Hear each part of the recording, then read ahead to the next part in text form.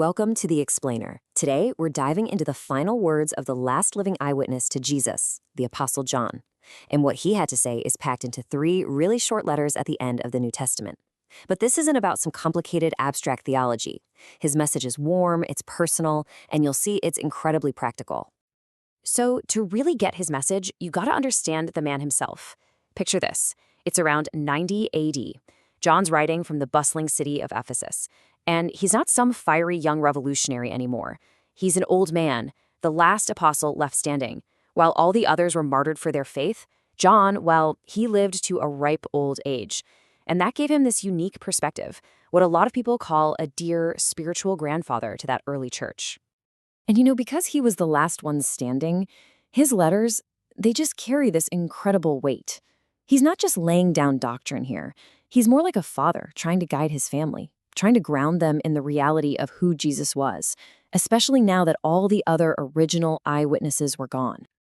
I mean, think about it. His perspective was shaped by more than 60 years of lived experience, from the very beginning, around 30 AD, following Jesus, all the way to writing these letters as this elder statesman in Ephesus. He saw the faith grow from a tiny little movement into this widespread community, and that gave him this crucial insight into the challenges this next generation was about to face. Okay, so to really get John, you have to kind of get inside his head. And his worldview, it's a huge contrast to our modern world, where everything can feel like a shade of gray.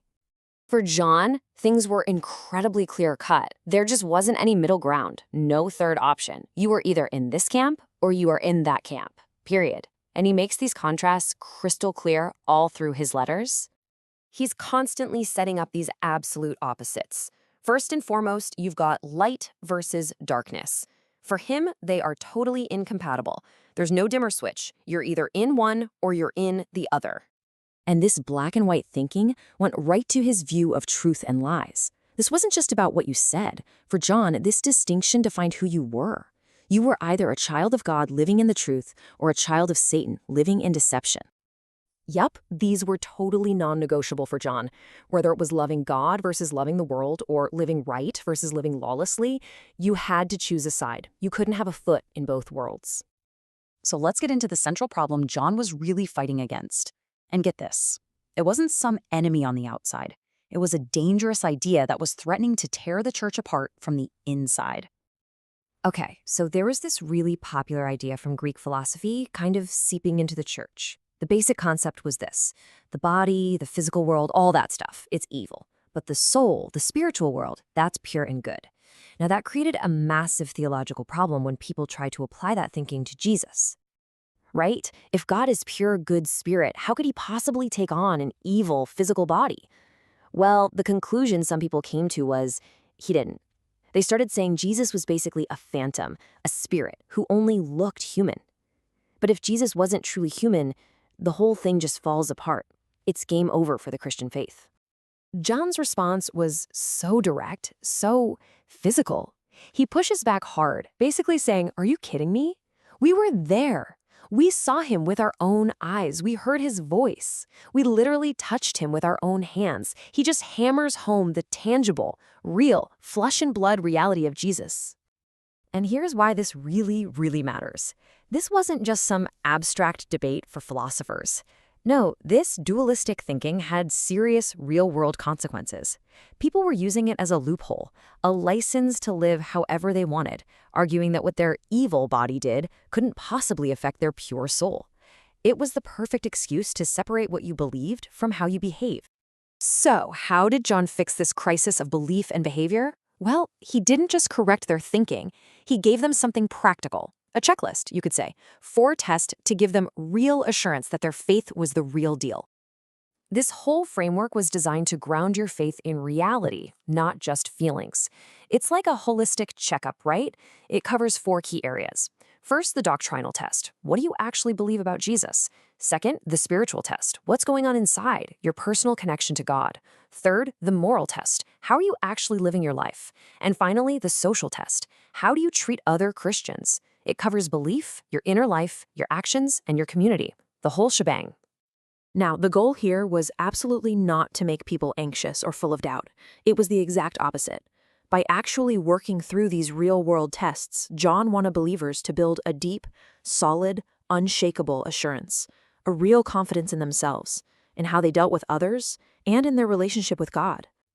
And John's genius for practical advice really shines in his two shortest letters. This is where we see that four-part test, covering doctrine, morals, social love, play out in real life.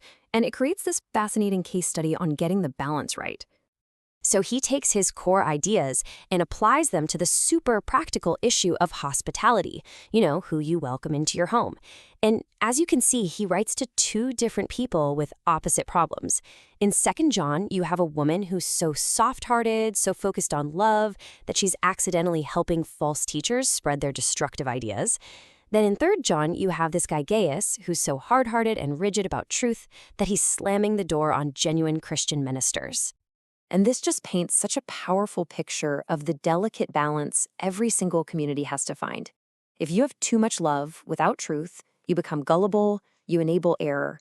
But if you have too much truth without love, you become harsh and rigid and, ultimately unchristian. And you know what? John himself lived this tension out loud. Church history tells this incredible story where he's at the public baths and spots a well-known false teacher. He immediately demands to be taken out, refusing to even be in the same water as the guy. Now that's John, the fierce defender of truth. But then you have this other story.